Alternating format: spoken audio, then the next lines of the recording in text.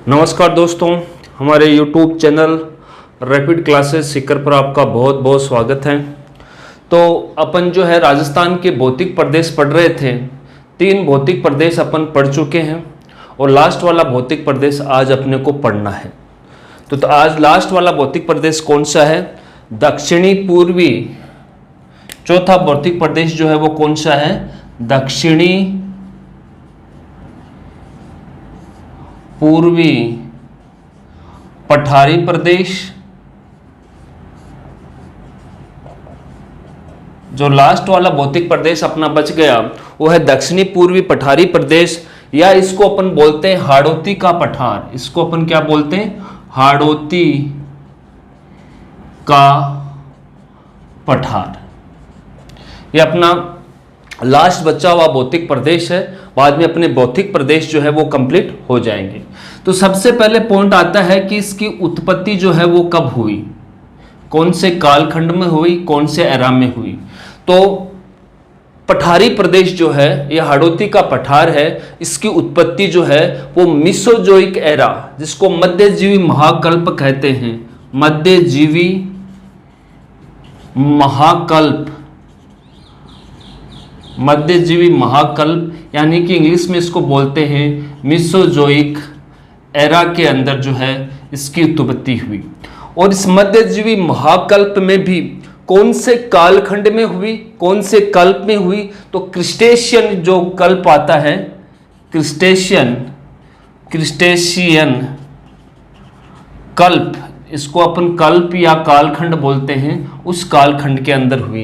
क्योंकि इसके अंदर क्रिस्टेशियन जो फाइलम के जो जानवर थे उनकी प्रधानता थी। तो आपको पूछा जा सकता है कि हाड़ौती के पठार या दक्षिणी पूर्वी पठार की उत्पत्ति जो है वो कौन से एरा में हुई? तो एरा आपको करना है मिसोजोइक एरा।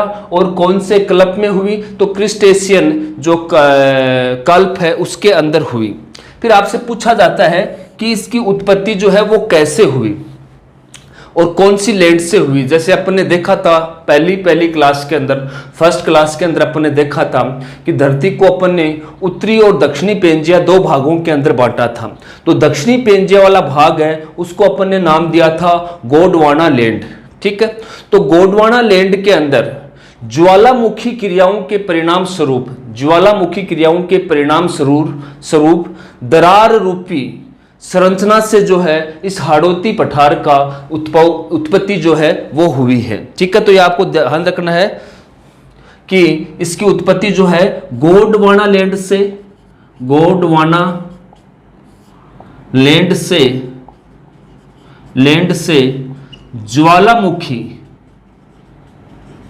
ज्वालामुखी क्रियाओं के दरार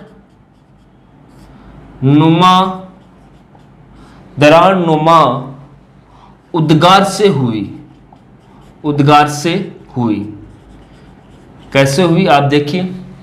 मान लो कि ये गोंडवाना लैंड है और इस गोंडवाना लैंड के अंदर जो है बहुत सारी ऐसे दरारें बन गई। नीचे की तरफ जो है ऐसे बहुत सारी दरारें बन गई और इन दरारों के अंदर ज्वालामुखी क्रिया के द्वारा इन दरारों से जो लावा है वो ऊपर की तरफ आकर जमा होने लगा। क्या जमा होने लगा? लावा। तो ये लावा जो है यहाँ तक फैल गया, इस दरार का लावा जो है यहाँ तक फैल गया और इस दरार का लावा जो है ऐसे इधर की तरफ फैल गया। तो इसकी वजह से जिस भौतिक प्रदेश की उत्पत्ति हुई उसको दक्षिणी पूर्वी पठार या हाड़ौती का पठार कहा जाता है। तो उत्पत्ति इसकी कौन सी लैंड से हुई? गोंडवाना लैंड से हुई। कौन सी क्रिया के परिणाम स्वरूप हुई? ज्वालामुखी क्रियाओं के परिणाम स्वरूप हुई। ज्वालामुखी क्रियाओं के परिणाम स्वरूप दरारों से जो लावा है वो ऊपर की तरफ जाकर डिपॉजिट होने लगा, ऊपर की तरफ जाकर जमा होने लगा, जिससे जो उच्च भूमि क्षेत्र बना वही आपका दक्षिणी पूर्वी पठारी प्रदेश या हाड़ौती का पठार कहलाता है। तो यह आपको उत्पत्ति से संबंधित आपको ध्यान में रखना है। अब इसकी उत्पत्ति से संबंधित इनके अलावा कुछ पॉइंट और पूछे जाते हैं। जैसे पृथ्वी के संदर्भ में पूछा जाए, उत्पत्ति को भी रेफरेंस में पूछा जा सकता है। अगर इसकी उत्पत्ति को पृथ्वी के संदर्भ में पूछा जाता है तो आपको यही आंसर करना है, गोंडवाना लैंड से हुई। पृथ्वी के संदर्भ में इसकी उत्पत्ति जो है गोंडवाना लैंड से हुई। कौन सी प्रक्रिया के द्वारा हुई? ज्वालामुखी प्रक्रियाओं के दरार रूपी या दरार नुमी उद्गार से हुई। लेकिन ये उत्पत्ति जो है वो आपसे पूछ लिया जाए कि भारत के संदर्भ में जो आपका हाड़ौती का पठार है उसकी उत्पत्ति किससे हुई? तो आपको याद रखना है कि भारत के संदर्भ में प्रायद्वीपीय पठार से इसकी उत्पत्ति हुई माना जाता है। प्रायद्वीपीय पठार में कौन सा? मालवा का पठार का जो उत्तरी भाग है, मालवा के पठार का जो उत्तरी भाग है वही माना जाता है हाड़ौती का पठार। अगर आपको उत्पत्ति पृथ्वी के संदर्भ में, जैसे अपन पढ़ते आ रहे हैं, जब से पृथ्वी की उत्पत्ति हुई तब से अपन हर एक की उत्पत्ति का जो काल है वो पढ़ते आ रहे हैं, उसको कैसे कैसे हुआ वैसे भी अपन देखते आ रहे हैं। तो पृथ्वी के संदर्भ में पूछता है तो गोंडवाना लैंड से हुई, और गोंडवाना लैंड के अंदर ज्वालामुखी प्रक्रिया हुई जिससे लावा बना, और लावा जो है उन दरारों से होते हुए ऊपर की ओर आकर जमा हो गया जिससे इसकी उत्पत्ति हुई। अगर भारत के संदर्भ में बात करते हो तो भारत के संदर्भ में प्रायद्वीपीय पठार अर्थात मालवा का जो पठार है उसका उत्तरी भाग जो है वही दक्षिणी पूर्वी पठार होता है। जैसे मैं आपको डायग्राम से, राजस्थान के डायग्राम से एक बार बता देता हूं, ठीक है। तो देखो यहां पर जो है मालवा का पठार है, ये मालवा का पठार है। तो मालवा के पठार का यहां पर जो है मालवा का पठार है। तो मालवा के पठार का जो उत्तरी भाग है, ये उत्तरी भाग जो है वो इसी पठारी प्रदेश की उत्पत्ति करता है। ये मालवा का पठार मान लिया जाए, मालवा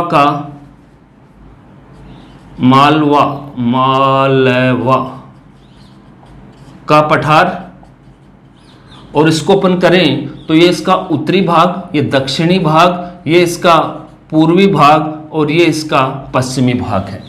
और ये राजस्थान का डायग्राम है। ये यहाँ पर जो इधर वाला भाग है इसके अंदर कोटा, झालावाड़, बूंदी ये क्षेत्र आते हैं। तो इसके अंदर मालवा के पठार का जो उत्तरी भाग है यही बनाता है दक्षिणी पूर्वी पठारी प्रदेश को, या हाड़ौती का पठार जिसे कहते हैं। तो उत्पत्ति आपको दोनों के संदर्भ में पूछ सकता है। अगर पृथ्वी के संदर्भ में पूछता है तो गोंडवाना लैंड यानी कि दक्षिणी पेंजियस से उसकी उत्पत्ति हुई, और अगर भारत के संदर्भ में पूछता है तो प्रायद्वीपीय पठार, जिसका कौन सा प्रायद्वीपीय पठार? मालवा का पठार का जो उत्तरी भाग है वही आपका हाड़ौती का पठार कहलाता है। तो ये आपको ध्यान में रखना है। अब अपन आगे की तरफ चलते हैं। अपन उत्पत्ति पढ़ने के बाद में किसी भी भौतिक प्रदेश का विस्तार समझते हैं कि कितना क्षेत्रफल घेरता है, कितनी जनसंख्या पाई जाती है। तो अगर अपन विस्तार करें तो बात करें क्षेत्रफल की, तो यह हाड़ौती का पठार या दक्षिणी पूर्वी पठार जो है राजस्थान की कुल क्षेत्रफल का 9% भाग बनाता है। राजस्थान के कुल क्षेत्रफल का 9% भाग बनाता है, और ये सबसे कम क्षेत्रफल होता है, इसलिए इसको सबसे छोटा भौतिक प्रदेश भी कहा जाता है। तो यहां से पॉइंट निकलता है, सबसे छोटा भौतिक प्रदेश राजस्थान का कौन सा है? तो आपको आंसर करना है जो हाड़ौती का पठार जो है वो सबसे कम क्षेत्रफल कवर करता है, इसलिए इसको जो है अपन सबसे छोटा भौतिक प्रदेश कहते हैं।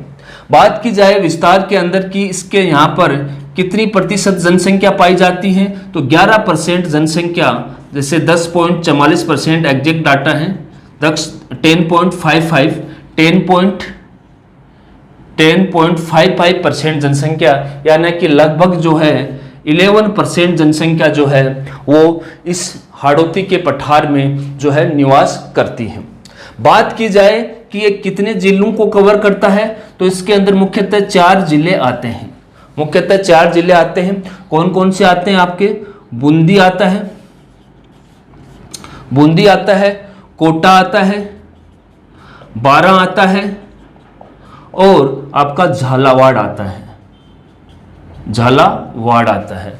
तो ये मुख्य 4 जिले जो हैं इसके अंदर काउंट किए जाते हैं, बूंदी, कोटा, बारां और झालावाड़। तो ये थोड़ा सा इसके विस्तार के बारे में था जो आपको ध्यान रखना है। राजस्थान के कुल क्षेत्रफल का 9% भाग जो है वो हाड़ौती का पठार बनाता है, जो कि सबसे छोटा भौतिक प्रदेश काउंट किया जाता है। तो ऐसा क्यों सुना जाए कि राजस्थान का निम्न में से सबसे छोटा, क्षेत्रफल की दृष्टि से सबसे छोटा भौतिक प्रदेश कौन सा है? ऑप्शन में थार का मरुस्थल, अरावली, पूर्वी मैदानी प्रदेश और ये पठारी प्रदेश डाल दें तो ये हाड़ौती का पठार सबसे छोटा है। और इसके अंदर जनसंख्या कितनी निवास करती है? 10.55%, यानी कि लगभग 11% जनसंख्या जो है यहां पर निवास करती है। कितने जिले शामिल किए गए हैं? तो 4 जिले शामिल किए गए हैं। आप बूंदी से शुरू हुई है, बूंदी, कोटा, बारां और झालावाड़, ये एक ही रूट पे आ जाएंगे। तो ये सारे जिले इसके अंदर सम्मिलित किए गए हैं। ये अपना विस्तार है। अब आता है विस्तार के बाद में विशेषताएं आती हैं किसी भी भौतिक प्रदेश की। मुख्य कौन सी विशेषताएं होती हैं? तो दक्षिणी पूर्वी पठारी प्रदेश की अपन विशेषताएं देखते हैं। तो पहली विशेषता तो आपकी मैं पहले बता चुका हूं कि यह सबसे छोटा भौतिक प्रदेश होता है, सबसे छोटा भौतिक प्रदेश है, क्योंकि क्षेत्रफल की सबसे छोटा भौतिक प्रदेश है, क्षेत्रफल की दृष्टि से ये सबसे छोटा है। तो ये पहली विशेषता आपको ध्यान में याद रखना है। दूसरा आपको ध्यान रखना है कि इस भौतिक प्रदेश का निर्माण कौन सी क्रियाओं के परिणाम स्वरूप हुआ? तो ज्वालामुखी क्रियाओं, अभी मैं थोड़ी देर पहले बताया था, ज्वालामुखी क्रियाओं से ये जो प्रदेश है वो है निर्मित होता है, बना हुआ होता है। और जहां ज्वालामुखी क्रियाएं होती हैं वहां बेसाल्ट चट्टानों की, कौन सी चट्टानों की? बेसाल्ट चट्टानों की प्रधानता पाई जाती है, चट्टानों की प्रधानता पाई जाती है, प्रधानता पाई जाती है। तो इस पठारी प्रदेश के अंदर बेसाल्ट चट्टानों की प्रधानता पाई जाती है। कौन सी चट्टानों की? बेसाल्ट चट्टानों की प्रधानता पाई जाती है। और ये बेसाल्ट चट्टानें जो है कौन सी चट्टानों का उदाहरण है? तो आग्नेय चट्टानों का उदाहरण है। जैसे अपन ने अरावली में पढ़ा था, वहां पर भी आग्नेय चट्टानें आई थी, वो आंतरिक आग्निक चट्टानें थी। ये बाह्य आग्निक चट्टानों, बाह्य आग्नेय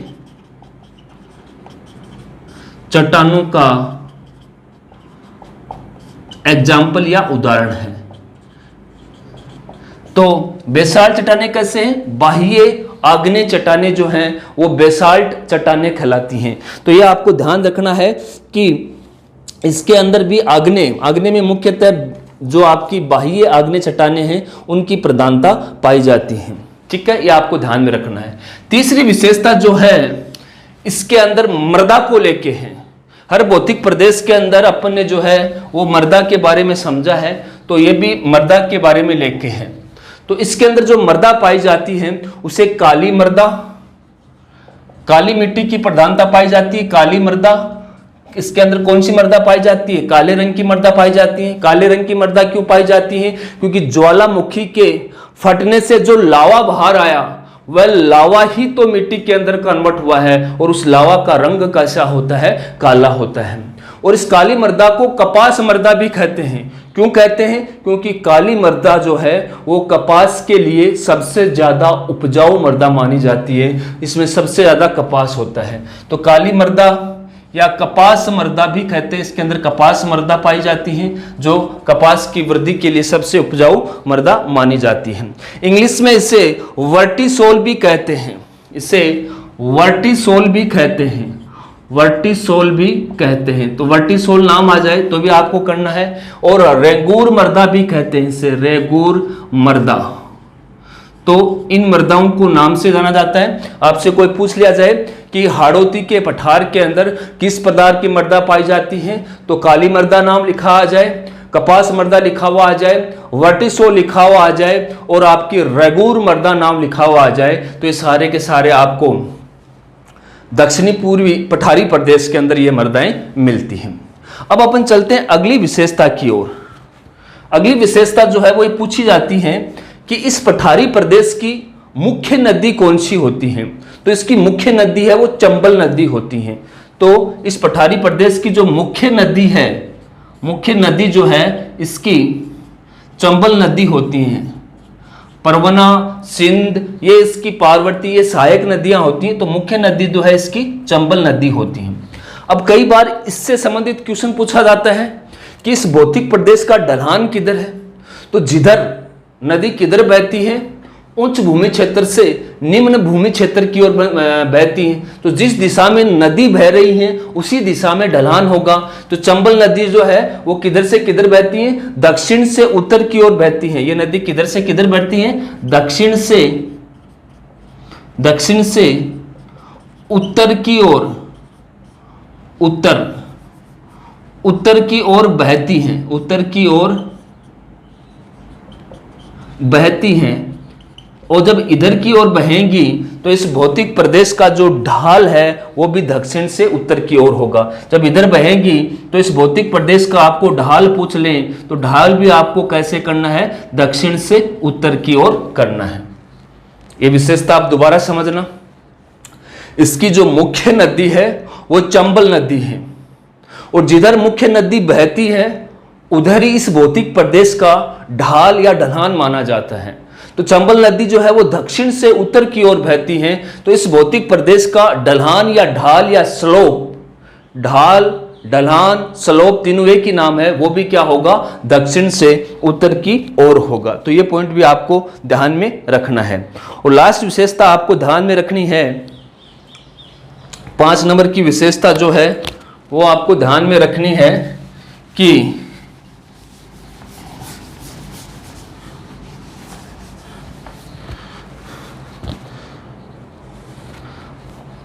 क्वेश्चन ये आ जाए कि राजस्थान में सबसे ज्यादा जलीय अपरदन कहां पाया जाता है।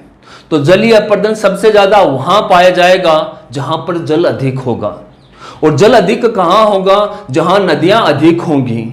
तो इस पूर्वी मैदानी इसमें जो आपका दक्षिणी पूर्वी पठारी प्रदेश या हाड़ौती का जो पठार है इसके अंदर सबसे ज्यादा नदियां पाई जाती हैं। और संभाग की बात करें तो कोटा संभाग में सबसे ज्यादा नदियां पाई जाती हैं। क्योंकि इस भौतिक प्रदेश में सबसे ज्यादा नदियां पाई जाएंगी तो इसमें जलीय अपरदन भी सबसे ज्यादा देखने को मिलता है। तो 5वीं विशेषता क्या बोलती है, इस भौतिक प्रदेश में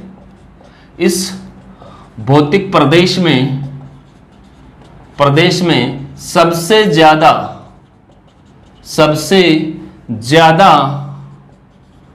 जलीय अपरदन पाया जाता है, जलीय अपरदन पाया जाता है। और जलीय अपरदन पाए जाने का जो कारण है वो क्या है, यहां पर अधिक नदियों का पाया जाना। इस भौतिक प्रदेश में बहुत अधिक नदियों का पाया जाना कारण क्या है, इस भौतिक प्रदेश में सबसे अधिक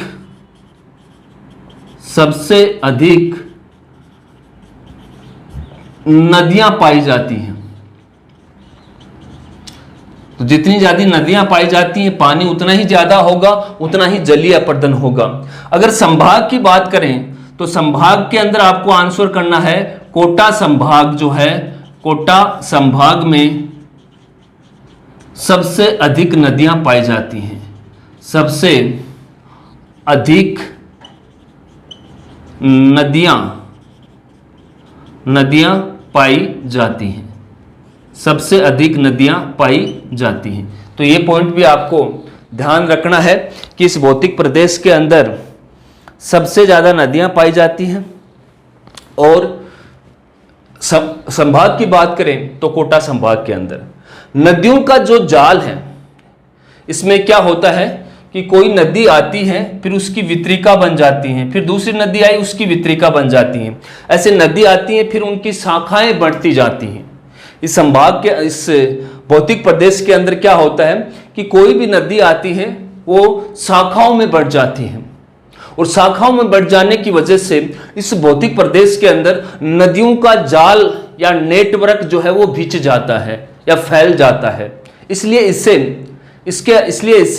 अंतः अधर प्रवाह क्षेत्र भी कहा जाता है। इसके अंदर इस भौतिक प्रदेश के अंदर जो है आपको सबसे ज़्यादा जो है अंतः अधर प्रवाह क्षेत्र जो है राजस्थान में सबसे ज़्यादा आपको भौतिक प्रदेश इसी भौतिक प्रदेश के अंदर मिलेगा। अंतः अधर प्रवाह क्षेत्र का लिटरली मीनिंग ये होता है कि नदियों का फैला हुआ जाल। तो जिस भौतिक प्रदेश के अंदर नदियां जितनी ज्यादा शाखाओं में बढ़ जाएगी, जितनी ज्यादा वो फैल जाएंगी, उसके अंदर उतना ही ज्यादा अंतः अधर प्रवाह क्षेत्र पाया जाएगा। तो इस भौतिक प्रदेश के अंदर सबसे ज्यादा अंतः अधर प्रवाह क्षेत्र जो है वो पाया जाता है। अगली विशेषता की तरफ अपन बढ़ते हैं। छठी जो विशेषता है,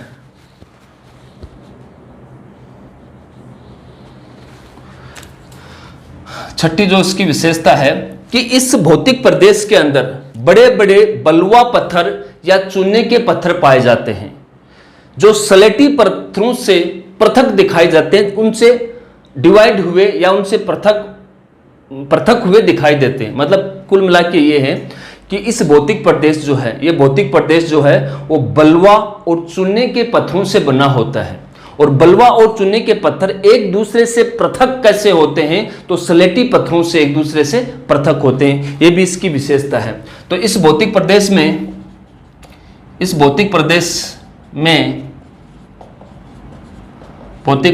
में बड़े बड़े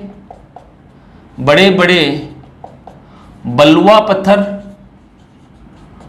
व चूने के पत्थर पाए जाते हैं जो एक दूसरे से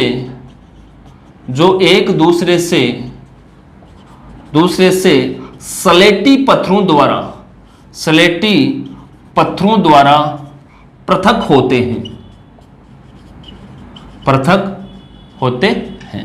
इनके बीच में डिवाइड का काम करने का काम करता है सलेटी पत्थर। तो ये अभी आपको ध्यान रखना है। और अगर अपन बात करें इस भौतिक प्रदेश की जलवायु की बात करें तो उप उष्ण जलवायु, इस भौतिक प्रदेश के अंदर जो है जलवायु जो है वो कौन सी जलवायु पाई जाती है? उप उष्ण जलवायु जो है इसके अंदर पाई जाती है, जिसके अंदर वार्षिक वर्षा जो है वो 90 सेंटीमीटर वार्षिक वर्षा वाला भौतिक प्रदेश है। 90 सेंटीमीटर वाला वार्षिक वर्षा वाला भौतिक प्रदेश है। और इसमें झालावाड़ और बूंदी का जो उत्तर पश्चिमी भाग है उसके अंदर सबसे ज्यादा वर्षा होती है। कहां पर होती है? कि इसके झालावाड़ व बूंदी के उत्तर पश्चिम भाग में अधिक वर्षा होती है। अधिक वर्षा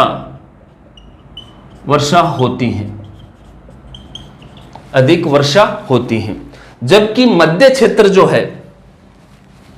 मध्य क्षेत्र है उसके अंदर 60 से 80 सेंटीमीटर के मध्य वर्षा होती है।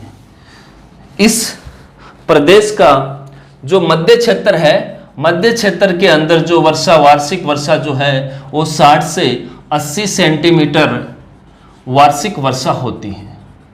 वार्षिक वर्षा पॉइंट को दोबारा समझने की कोशिश करना कि इसकी जलवायु की बात करें तो उप उष्ण जलवायु जो है इसके अंदर पाई जाती है। कौन सी पाई जाती है? उप उष्ण जलवायु पाई जाती है। और इसके अंदर वार्षिक वर्षा जो है वो 90 सेंटीमीटर पाई जाती है, जिसमें भी झालावाड़ और बूंदी 2 जिले हैं, उसका उत्तर और पश्चिम वाला भाग है उसके अंदर सबसे ज्यादा बारिश होती है। उसके अंदर बूंदी के उत्तर पश्चिम भाग में अधिक वर्षा होती है, मतलब सबसे अधिक वर्षा होती है। जबकि इस भौतिक प्रदेश का जो मध्य भाग है उस मध्य भाग के अंदर सिर्फ 60 से लेकर 80 सेंटीमीटर के मध्य ही वर्षा होती है। मतलब जो है इसमें ज्यादा वर्षा नहीं होती है। ज्यादा वर्षा झालावाड़ और बूंदी के उत्तर पश्चिम भाग के अंदर पाई जाती है। तो ये इसकी विशेषताएं थी, शायद आप लोगों को समझ में आ गई होंगी। अब अपन आगे की तरफ चलते हैं। हर भौतिक प्रदेश का अपन ने वर्गीकरण पढ़ा है, तो इसका भी अपन वर्गीकरण पढ़ते हैं, क्लासिफिकेशन या वर्गीकरण।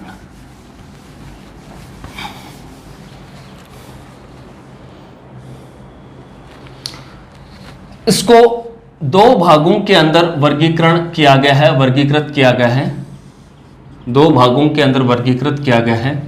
एक विंध्य कगार क्षेत्र, विंध्य कगार क्षेत्र, दूसरा है दक्कन का पठार क्षेत्र या दक्कन का पठार, पैठार, दक्कन का पठार। इसको दो भागों के अंदर बांटा गया है, एक विंध्य कगार क्षेत्र और दूसरा जो है इसका दक्कन का पठार है। जो विंध्य कगार क्षेत्र है इसको फिर तीन भागों के अंदर वर्गीकृत कर दिया गया। विंध्य कगार क्षेत्र को फिर तीन भागों के अंदर, इसको तीन भागों में बांटा गया है, तीन भागों के अंदर बांटा गया है। अपन देखते हैं सबसे पहला भाग जो अर्धचंद्राकार पहाड़ियों से बना होता है। पहला भाग कौन सा होता है? अर्धचंद्राकार पहाड़ियों का बना हुआ, अर्धचंद्राकार पहाड़ियां, मतलब आधे चांद के आकार की पहाड़ियां, कुछ इस आकृति की, आधा जो चांद होता है उस आकृति की पहाड़ियों वाला क्षेत्र। विंध्य कगार क्षेत्र को तीन भागों में बांटा गया है। पहला अर्धचंद्राकार पहाड़ियां, तो कौन कौन सी अर्धचंद्राकार पहाड़ियां होती हैं? उसमें सबसे पहले आती है बूंदी की पहाड़ी, बूंदी की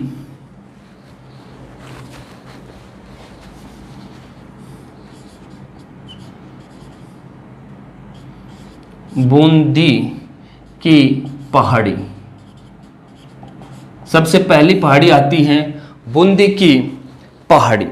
तो आपको बूंदी की जो पहाड़ी है, इस पहाड़ी के अंदर आपको सबसे ऊंचा जो शिखर मिलेगा, इस पहाड़ी का सबसे ऊंचा शिखर, सबसे सर्वोच्च, सबसे ऊंचा शिखर या सर्वोच्च शिखर जिसको बोलते हैं अपन, क्या बोल सकते हैं? सर्वोच्च शिखर, सर्वोच्च शिखर जो है उसको अपन क्या बोलते हैं? सेतुर बोलते हैं। क्या बोलते हैं? सेतुर बोलते हैं। क्या बोलते हैं? सेतुर बोलते हैं, सतूर बोलते हैं, सॉरी, सेतुर, सेतुर नहीं, सैतुर, सैतुर। तो आपको पहली अर्धचंद्राकार पहाड़ी का एग्जाम्पल याद रखना है, बूंदी की पहाड़ी। इसका सबसे उच्च शिखर जो है, उस सबसे उच्च शिखर को अपन बोलते हैं सतुर कहते हैं, और जिसकी ऊंचाई जो है वो होती है 353 मीटर। इसकी जो ऊंचाई है वो होती है 353 मीटर। दोबारा समझिए, दक्षिणी पूर्वी पठारी प्रदेश हाड़ौती के पठार को दो भागों में बांटा है, विंध्य कगार क्षेत्र व दक्कन का पठार। तो अपन सबसे पहले पढ़ेंगे विंध्य कगार क्षेत्र। इसको फिर तीन भागों के अंदर वर्गीकृत किया है, जिसके अंदर सबसे पहला आता है अर्धचंद्राकार पहाड़ियां। तो जहां जहां जो अर्धचंद्राकार पहाड़ियां, उनकी आकृति आपको अर्धचंद्राकार मिलेंगी। तो उसमें से पहली पहाड़ी है बूंदी की पहाड़ी, जो आपको कहां मिलेगी? बूंदी के अंदर मिलेगी। और बूंदी की पहाड़ी का जो सर्वोच्च शिखर है, जिसकी हाइट सबसे ज्यादा होती है, उसको सतूर कहते हैं, और उसकी ऊंचाई जो है वो 353 मीटर है। तो ये आपकी पहली पहाड़ी है बूंदी की पहाड़ी। दूसरी पहाड़ी के अंदर चलते हैं, मुकुंदरा की पहाड़ी। इसी के अंदर अर्धचंद्राकार पहाड़ी के अंदर दूसरा एग्जाम्पल है मुकुंदरा, मुकुंदरा की पहाड़ी, मुकुंदरा की पहाड़ी। ये भी अर्धचंद्राकार पहाड़ी है। ये आपको कौन से जिले के अंदर मिलेंगी? कोटा और झालावाड़। ये कौन से जिले के अंदर आपको मिलती हैं? तो कोटा और झालावाड़ जो जिला है वहां पर ये पहाड़ी आपको देखने को मिलती हैं, कोटा और झालावाड़ के अंदर। इसका सर्वोच्च शिखर जो है वो चांदमाड़ी होता है। इसका सर्वोच्च शिखर शिखर चांद माड़ी होता है, जिसकी ऊंचाई जो है 517 मीटर होती है। 517 मीटर होती है। मुकुंदरा की जो पहाड़ी है वो कोटा और झालावाड़ में स्थित है और इसकी सबसे ऊंची जो शिखर है वो चांदमाड़ी कहलाती है, जिसकी हाइट 517 मीटर होता है। और यहाँ पर जो है तीसरा राष्ट्रीय, राजस्थान का तीसरा राष्ट्रीय उद्यान स्थापित किया गया है। यहाँ पर मुकुंदरा की जो पहाड़ियाँ हैं, यहाँ पर राजस्थान का तीसरा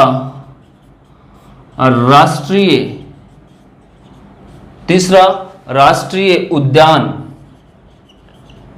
उद्यान स्थापित किया गया है, जिसको उद्यान का जो नाम है, इधर मैं लिख देता हूं, जो उद्यान का नाम जो है वो दर्रा राष्ट्रीय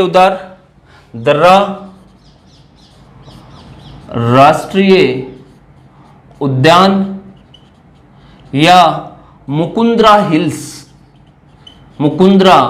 हिल्स के नाम से जाना जाता है। अर्थात इन मुकुंदरा की पहाड़ियों में जो है राजस्थान का तीसरा राष्ट्रीय उद्यान, जिसको दर्रा राष्ट्रीय उद्यान कहते हैं, इसकी स्थापना जो है वो 9 जनवरी 2012 में की गई।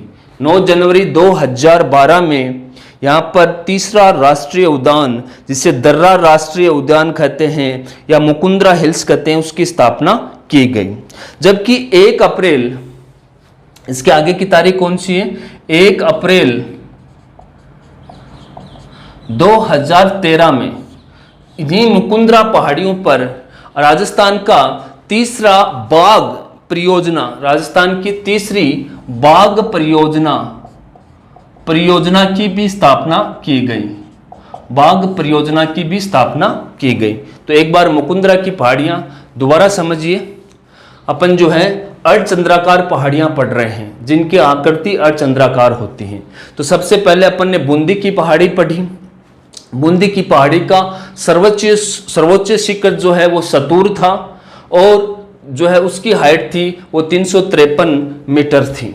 ठीक है, अपन दूसरी पहाड़ी आते हैं, मुकुंदरा की पहाड़ी, जो कोटा और झालावाड़ जिले के अंदर स्थित है और इसका सर्वोच्च शिखर जो है वो चांदमाड़ी कहलाता है और जिसकी ऊंचाई जो है वो 1517 मीटर है। फिर मुकुंदरा की जो पहाड़ी है, इसी पर राजस्थान का तीसरा राष्ट्रीय उद्यान, जिसे दर्रा राष्ट्रीय उद्यान या मुकुंदरा हिल्स कहते हैं, इसकी स्थापना 1 जनवरी 2012 में की गई। जबकि 1 अप्रैल 2013 में यहां पर तीसरी बाघ परियोजना की भी स्थापना की गई। तो इससे संबंधित सूचनाएं जो हैं वो आपको याद रखनी है। तीसरी है आपकी कुंडला की पहाड़ी। तीसरी अर्धचंद्राकार पहाड़ी जो है वो आपकी आती है कुंडला की पहाड़ी। कुंडल के आकृति की होती है कुंडला की पहाड़ी। तीसरी अर्धचंद्राकार पहाड़ी कौन सी है, कुंडला की पहाड़ी।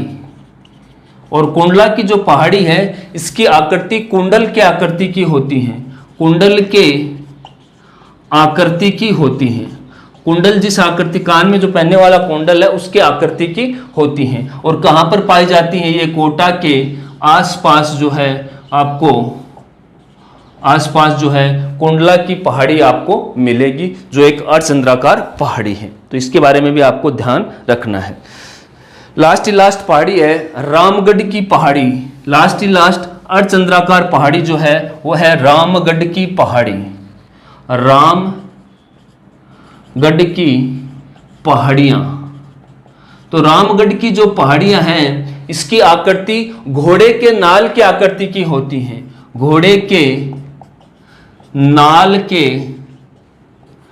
की आकृति की होती है। घोड़े के नाल की आकृति की होती है। तो ये आपको ध्यान रखना है, घोड़े के नाल की आकृति की कौन सी अर्धचंद्राकार पहाड़ी है, तो रामगढ़ की पहाड़ियां हैं। ये आपको ध्यान में रखना है। और ये भारत का पहला, ये जो रामगढ़ की जो पहाड़ियां हैं आपको कौन से जिले में मिलेंगी, 12 जिले के अंदर। आपको कौन से जिले के अंदर मिलती हैं, 12 जिले के अंदर। और यहां पर जो है वो भारत का पहला जियो हेरिटेज स्थापित किया गया है। रामगढ़ की पहाड़ियों में भारत का पहला जियो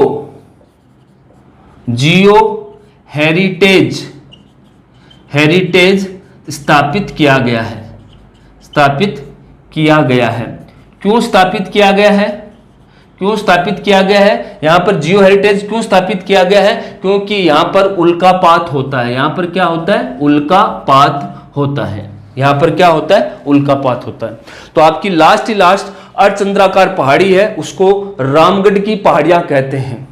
और रामगढ़ की पहाड़ियां जो हैं, इसकी आकृति घोड़े के नाल की आकृति की होती हैं। और कहां पर स्थित है? बारां जिले में स्थित है। ठीक है। और यहां पर भारत का प्रथम जियो हेरिटेज स्थापित किया गया। जियो हेरिटेज क्यों स्थापित किया गया? क्योंकि यहां पर उल्कापात होता है। तो यह आपकी पहली जो विंध्य कगार क्षेत्र है, इसको अपन ने 3 भागों के अंदर बांटा था। उसमें पहला भाग जो है वो अर्धचंद्राकार पहाड़ियों वाला कंप्लीट होता है। अब अपन चलते हैं विंध्य कंगार क्षेत्र के अंदर ही, इसको अपन ने 3 भागों के अंदर बांटा था। दूसरा भाग कौन सा है? दूसरा भाग जो है वो नदी निर्मित मैदान है। नदी निर्मित मैदान है। जैसा कि आपको पता है कि यहाँ की मुख्य नदी जो है वो चंबल नदी होती है। मुख्य नदी कौन सी होती है? मुख्य नदी इसकी कौन सी होती है? चंबल नदी होती है। और सहायक नदियां कौन कौन सी हैं? सहायक नदी जो है वो कौन कौन सी है? पार्वती है, पार्वती नदी, परवन नदी, काली सिंध नदी,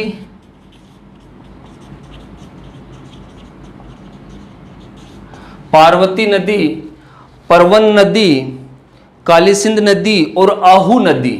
और कौन सी है? आहू नदी। ये इस चंबल नदी की सहायक नदियां हैं। तो इस चंबल नदी तथा इन सहायक नदियों की जलोढ़ मृदा से बना हुआ मैदान नदी निर्मित मैदान कहलाता है। तो मैं ये लिख सकता हूं कि चंबल नदी हो और इसकी सहायक नदियां जो हैं, इनसे लाई गई जलोढ़ मृदा, नदियों की जलोढ़ मृदा से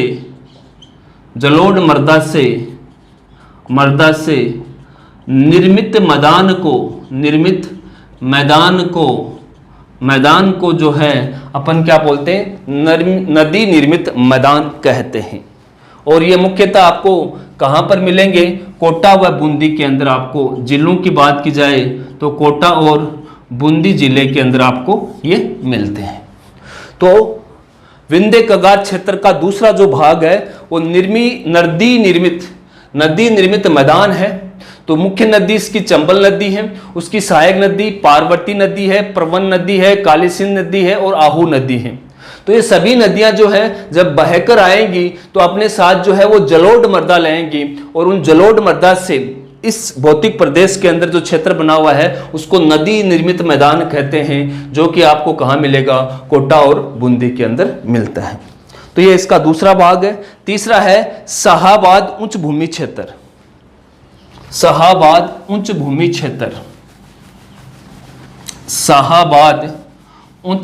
क्षेत्र। तीसरा इसका कौन सा है? शाहाबाद उच्च भूमि क्षेत्र, जो आपको मुख्यतः कौन से जिले में देखने को मिलता है? बारां जिले के अंदर। कौन से जिले के अंदर मिलेगा? बारां। और बारां के भी पूर्वी भाग के अंदर, पूर्वी बारां जो है वहां पर शाहाबाद उच्च भूमि क्षेत्र आपको मिलता है। और उच्च भूमि क्षेत्र क्यों कहा गया है? क्योंकि इसकी हाइट ज्यादा होती है। तो इसकी हाइट जो है वो 450 मीटर उच्च भूमि क्षेत्र होता है। 450 मीटर जो है वो उच्च भूमि क्षेत्र होता है। और कहां पर मिलता है आपको? पूर्वी बारां क्षेत्र के अंदर मिलता है, जिसे शाहाबाद उच्च भूमि क्षेत्र कहा जाता है। तो यह आपका विंध्य कगार क्षेत्र था। अब इसका दूसरा भाग है दक्कन का पठार, जिसको अपन समझ लेते हैं। दक्कन का पठार दूसरा जो इसका भाग है वो है दक्कन का पठार। दक्कन का पठार, इसको भी दो भागों में बांटा गया है, बांटा गया है। पहला है आपका डग गंगधर प्रदेश। डग पहला कौन सा है? डग गंगधर प्रदेश। पहला कौन सा है? डग गंगधर प्रदेश। ये सामान्य से उच्च भूमि क्षेत्र होता है। ये जो है सामान्य से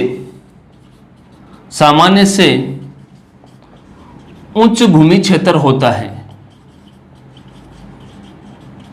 मतलब जो सामान्य भूमि क्षेत्र है उसकी तुलना में इसकी हाइट, ज्यादा हाइट पे स्थित होता है, तो इसे सामान्य उच्च भूमि क्षेत्र कहते हैं। झालावाड़ के दक्षिण पश्चिम भाग में स्थित है। ये कहां पर स्थित है? आपको झालावाड़ के दक्षिण पश्चिम भाग पर स्थित है और इसकी ऊंचाई जो है वो 350 मीटर के आसपास इसकी ऊंचाई पाई जाती है। 350 मीटर उच्च भूमि क्षेत्र होता है, या ऊंचाई इसको अपन बोल सकते हैं उच्च भूमि क्षेत्र होता है। तो ये आपका डग गंगधर प्रदेश है जो झालावाड़ का, जो कि झालावाड़ के दक्षिण पश्चिम जो भाग है, दक्षिण पश्चिम वाला जो भाग है उसको डग गंगधर प्रदेश कहते हैं, क्योंकि इसकी जो ऊंचाई है वो सामान्य से ये उच्च भूमि क्षेत्र पर होता है। और कितना उच्च भूमि क्षेत्र पर होता है? 350 मीटर उच्च भूमि क्षेत्र पर होता है। तो ये पहला भाग है जो आपको समझ में आ गया होगा। दूसरा है झालावाड़ का पठार। दो भागों के अंदर बांटेंगे। झालावाड़ का पठार, तो झालावाड़ के अंदर जो पठार भाग पाया जाता है वो पूरा का पूरा पठार भाग है। और ये पठार जो है वो ज्वालामुखी क्रियाओं से निकले हुए लावा से बना हुआ है। तो इसके अंदर काली मृदा की प्रधानता पाई जाती है। काली मृदा की प्रधानता क्यों मिलती है? क्योंकि पठार की उत्पत्ति जो है वो ज्वालामुखी क्रियाओं के परिणाम स्वरूप बने हुए लावा से होता है, और लावा से जिसका निर्माण होता है वहां पर आपको काली मृदा देखने को मिलती है। तो यह आपका दक्षिणी पूर्वी पठारी प्रदेश के बारे में था जो मैंने आपको बता दिया। अब कुछ, चूंकि भौतिक प्रदेश अपना कंप्लीट हो गया है, तो कुछ इंपॉर्टेंट क्वेश्चन है जो भी मैं आपको बता देता हूं। पहला क्वेश्चन कि राजस्थान में ग्रेट बाउंड्री फॉल्ट यानी कि महान सीमा भ्रंश कहां पाया जाता है? ग्रेट बाउंड्री फॉल्ट जो है वो कहां पर पाया जाता है? जिले के अंदर पूछा जाए तो जिला जो है बूंदी और सवाई माधोपुर। बूंदी और सवाई माधोपुर, ये मैं भ्रंश वाला पहले बता चुका हूं, बूंदी सवाई माधोपुर। और अगर आपसे भौतिक प्रदेश की बात करें तो विंध्य कगार क्षेत्र होगा। अगर आपसे पूछ लिया जाए कि राजस्थान के अंदर सबसे ज्यादा ग्रेट बाउंड्री फॉल्ट जो है वो कहाँ मिलता है, तो जिला आपसे पूछ लिया जाए तो बूंदी और सवाई माधोपुर करना है। और आपसे वो जिला नहीं पूछकर भौतिक प्रदेश में से कोई पांच दे तो आप भौतिक प्रदेश के अंदर अभी विंध्य कगार क्षेत्र आपने पढ़ा है, उसके अंदर ग्रेट बाउंड्री फॉल्ट जो है पाया जाता है। तो ये क्वेश्चन भी आपको ध्यान में रखना है, जिला पूछ ले या कोई भी पूछ ले। अगला क्वेश्चन ये है कि अरावली और विंध्याचल जो है वो एक दूसरे को समकोण पर कौन सी जगह पर काटते हैं? अगला क्वेश्चन जो है अरावली पर्वत श्रृंखला, अरावली व विंध्याचल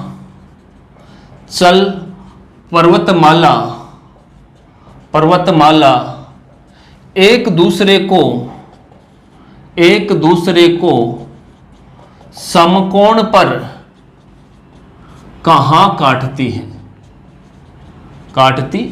सीधी सी बात है, ये अरावली अगर ऐसे विस्तारित है तो ये आपकी विंध्याचल पर्वतमाला है और समकोण पर जहां पर काटती है इस जगह का नाम है रणथंभौर, रणथंभौर, सवाई माधोपुर, सवाई माधोपुर। तो ये क्वेश्चन भी आपको याद रखना है कि कहाँ कहाँ काटती हैं, रणथंभौर, सवाई माधोपुर के अंदर।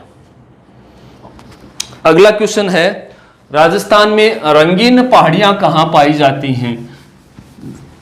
रंगीन पहाड़ियां कहाँ पाई जाती हैं? राजस्थान में, राजस्थान में रंगीन पहाड़ियां कहाँ पाई जाती हैं? तो इसका आंसर फिर आपका जो है रणथंभौर, थंभौर, आपका रणथंभौर सवाई माधोपुर आएगा, सवाई माधोपुर। रणथंभौर सवाई माधोपुर के आसपास रंगीन पहाड़ियां पाई जाती हैं, तो ये भी आपको ध्यान में रखना है। संक्रांति क्षेत्र कहां पाया जाता है? संक्रांति क्षेत्र कहां पाया जाता है? कहां पाया जाता है? तो संक्रांति क्षेत्र क्या होता है कि वह क्षेत्र जहां पर अरावली और विंध्याचल या विंध्य पर्वत श्रृंखलाएं एक दूसरे को अध्यारोपित करती हैं, एक दूसरे को ओवरलैपिंग करती हैं, उस क्षेत्र को संक्रांति क्षेत्र कहते हैं। तो क्वेश्चन है कि संक्रांति क्षेत्र कहां कहां पाया जाता है? तो सवाई माधोपुर और बूंदी, आंसर जिले में पूछा जाए तो सवाई माधोपुर और बूंदी, इसके अंदर आपको सबसे ज्यादा संक्रांति क्षेत्र मिलेगा। और भौतिक प्रदेश पूछा जाए तो आपको मैं पहले भी करवा चुका हूं, विंध्य कगार, भौतिक विंध्य कगार क्षेत्र। जिला पूछ लिया जाए तो सवाई माधोपुर और बूंदी करना है, और आपको अगर क्षेत्र पूछ लिया जाए तो विंध्य कंगार क्षेत्र आपको करना है। संक्रांति का मतलब क्या होता है कि जिसके अंदर अरावली तथा जो विंध्य पर्वतमालाएं हैं वो एक दूसरे को ओवरलैप करती हैं, एक दूसरे के ऊपर चढ़ जाती हैं, उस क्षेत्र को संक्रांति क्षेत्र कहते हैं। अगला क्वेश्चन, नेक्स्ट क्वेश्चन,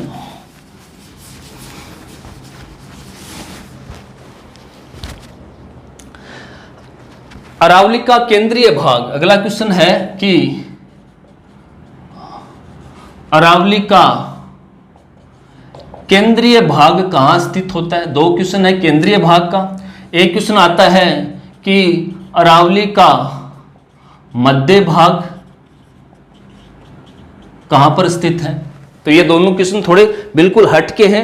मध्य भाग दिया है वो ऊंचाई के आधार पर है, केंद्रीय भाग जो है वो आपका सवाई माधोपुर और करौली है। इसका आंसर क्या आएगा? सवाई माधोपुर और करौली जिला जो है वो केंद्रीय भाग के अंदर काउंट किया जाता है। मध्य भाग जो अपन ने क्लासिफिकेशन किया था वो ऊंचाई के आधार पर किया था, और वो कहां पर मिलता है? आपके अजमेर के अंदर मिलता है। वो कहां पर मिलता है? अजमेर के अंदर मिलता है। यह आपको ध्यान में रखना है। अगला क्वेश्चन है उत्पत्ति के आधार पर सही क्रम है। उत्पत्ति के आधार पर सही क्रम है। अगला क्वेश्चन है उत्पत्ति के आधार पर सही क्रम है। ठीक है, इसके अंदर आपको मैं क्रम बता रहा हूं, वो उत्पत्ति के आधार पर आपको बताना है सही है कि नहीं है। तो पहले अरावली बनी,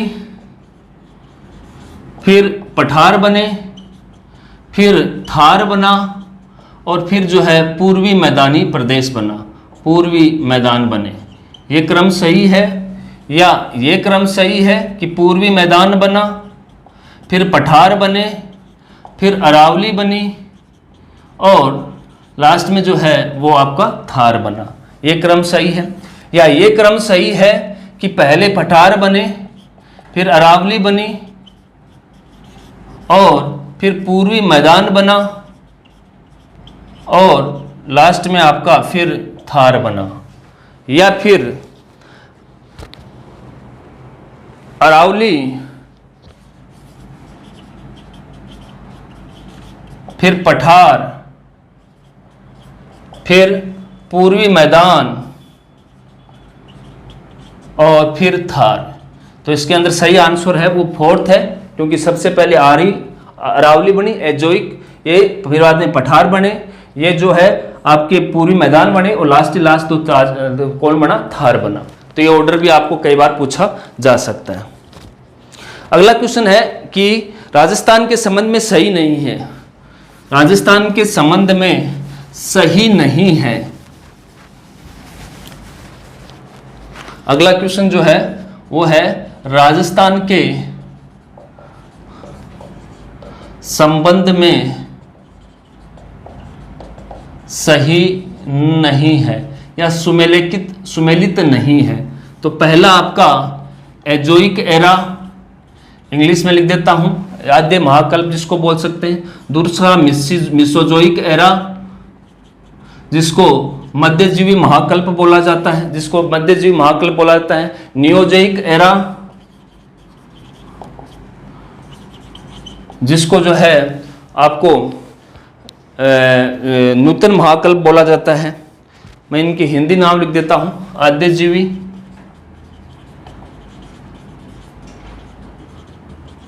महाकल्प, मध्यजीवी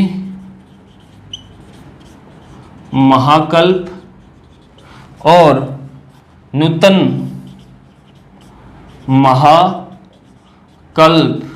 और चौथा है पुराजीवी महाकल्प। तो ये तीनों आपने भौतिक प्रदेशों की उत्पत्ति के अंदर तीनों काल आपने पढ़े हैं। ये काल जो है राजस्थान की किसी भी उत्पत्ति में नहीं आया, तो ये सुमेलित नहीं है, ये सुमेलित नहीं है, ये सही नहीं है। पुराजीवी महाकल्प आप चारों भौतिक प्रदेश पढ़ लो, आपको वहां पर नहीं मिलेगा। ठीक है, तो आज के लिए इतना ही काफी। धन्यवाद। अपना जितना भी भौतिक स्वरूप था, भौतिक प्रदेश थे, वो कंप्लीट हो गए। अपन जो है कल जो है वो नेक्स्ट अपन टॉपिक लेके आएंगे। अभी के लिए इतना ही, धन्यवाद। मिलते हैं नेक्स्ट क्लास में।